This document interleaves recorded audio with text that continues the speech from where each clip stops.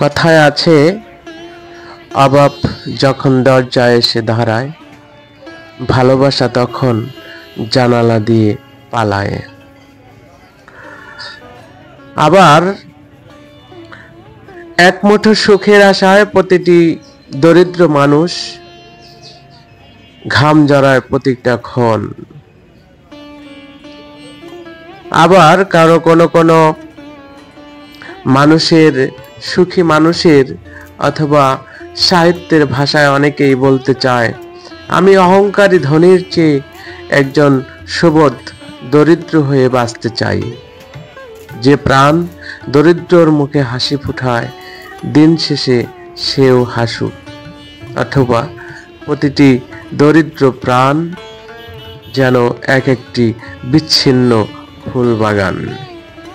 আবার দরিদ্র মানুষকে দুর্বল ভাবা বোকামি।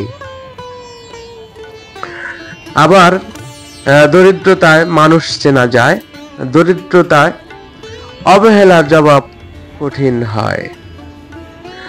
দরিদ্র হয়ে জন্ম নেয়া, গরিব হয়ে দরিদ্র হয়ে জন্ম নেয়া পাপ নয়, কিন্তু দরিদ্র হয়ে মরে যাওয়াটাও এক ধরনের পাপ।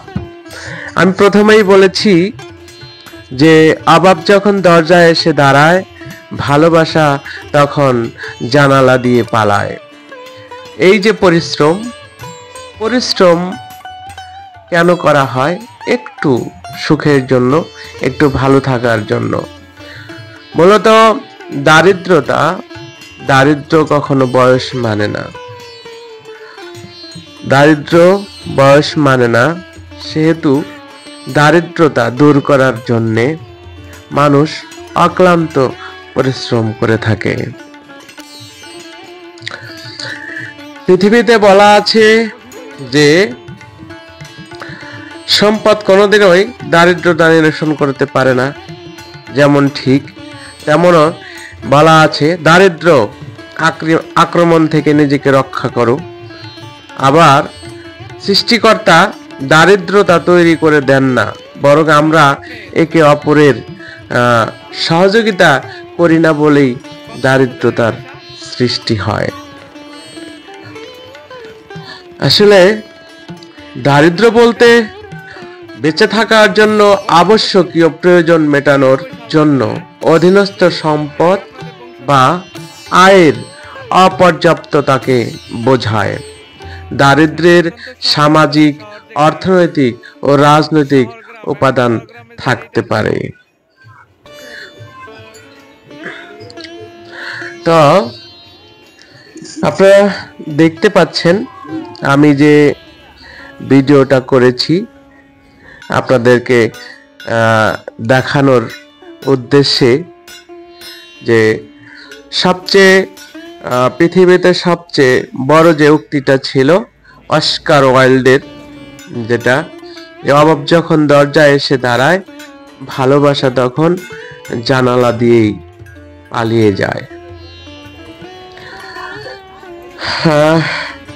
দেশের সকল প্রকার অন্যায়ের মূল হলো নাগরিকদের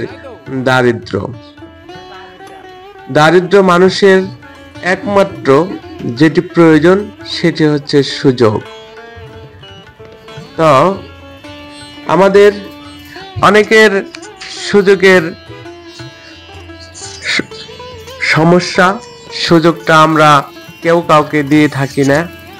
আমরা নানাভাবে আসলে সুযোগ নিয়ে থাকি। আর সুযোগ একবার যার কাছে আসে, দেশের নেতা হোক, সমাজের অধিপতি হোক, তাদের কাছেই তারা নিজেদের কাজেই সেই সুযোগটুকু খেয়ে ফেলে এবং নষ্ট করে ফেলে, অথবা নিজের জন্য জমা করে রাখে। আমাদের যে কোনো সুযোগ যদি আমরা কাউকে দিতাম, সমহারে যদি এই সুযোগ বন্টন করতাম, তাহলে দেখা যাইতেছে এই দেশে একটা সময় দরিদ্রতা থাকতো না। মানুষের জন্য, পৃথিবীটা মানুষের জন্য।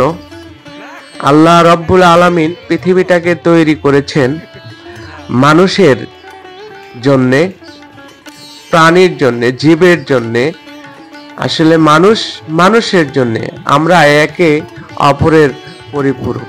কিন্তু দেখা যাচ্ছে আমরা কখনো কারো বিপদ নিয়ে মাথা ঘামাই না, কারো দারিদ্রতা, কারো অভাব অনটন নিয়ে মাথা ঘামাই না। যদিও আমরা খুব কম লোকেই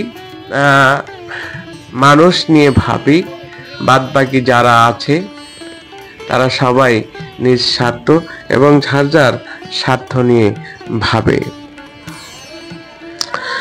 আমাদের যে দেশে দেখতে পাচ্ছেন যে ছোট ছোট বাচ্চা ছেলেরা, যাদের স্কুলে পড়ার বয়স, যাদের একটা সুযোগের দরকার, স্কুলে যাওয়া দরকার, পড়াশোনা করা দরকার, সেই বয়সে তারা সংসারের হাল ধরেছে, সেই বয়সে তারা অক্লান্ত পরিশ্রম করছে সামান্য একটু সুখের জন্যে, দারিদ্রতার জন্যে, সংসারের যে দারিদ্রতা সেই দারিদ্র দূর করার জন্যে ছোট ছোট ছেলে মেয়ে যারা আছে তারা অক্লান্ত পরিশ্রম করে যাচ্ছে।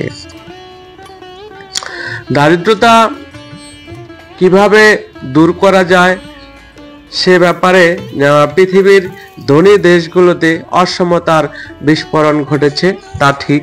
কিন্তু গত কয়েক দশকে যে গরিব মানুষের জীবনে উল্লেখযোগ্য পরিবর্তন ঘটেছে তাও বলা দরকার।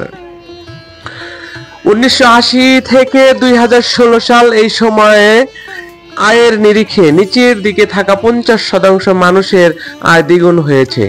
1990 সালের পর চরম দরিদ্র মানুষের সংখ্যাও অর্ধেকের বেশি কমেছে। ইতিহাসের আর কোনো সময় এত মানুষ এত অল্প সময়ে দারিদ্র্য থেকে বেরিয়ে আসেনি। জীবনমানের উন্নতিও হয়েছে ব্যাপক। এর মধ্যে যেগুলো ঝরে পড়েছে, যেগুলো সুযোগের অভাব, যারা সুযোগ পায়নি তারা পিছনে পড়ে আছে। এমনকি যারা এখনো গরিব তাদের জীবনেও একথা প্রযোজ্য যে 1990 দশকের আগের যে জীবন আর 1990 দশকের পরের জীবন অনেক পার্থক্য। কারণ জীবনমান উন্নত হয়েছে, দারিদ্রতাও কমেছে, তারপরেও অনেক দারিদ্রতা এখনো আছে, যেগুলো সুযোগ দিলে এই মানুষগুলো একটা ভালো হয়ে উঠবে, ভালো সময় পার করবে এবং সমাজে প্রতিষ্ঠিত হতে পারবে। যাদের বয়স আছে এখনো যে স্কুলে যাবার বয়স, এই ছেলে মেয়েদেরকে একটু সুযোগ করে দিয়ে তাদের জীবনমান উন্নত করার একটু সুযোগ দিলে এই দারিদ্রতা কমে আসবে এবং পৃথিবীটা আসলে মানুষের হোক। আমরা তো সবসময় বলি মানুষ মানুষের জন্য। আমরা সবাইকে যদি হেল্প করি তাহলে এই দেশে আর কখনো গরিব থাকবে না, দারিদ্রতা থাকবে না। সুপ্রিয় দর্শক, ভালো থাকবেন সবাই, সুস্থ থাকবেন সবাই, আমার জন্য দোয়া রাখবেন।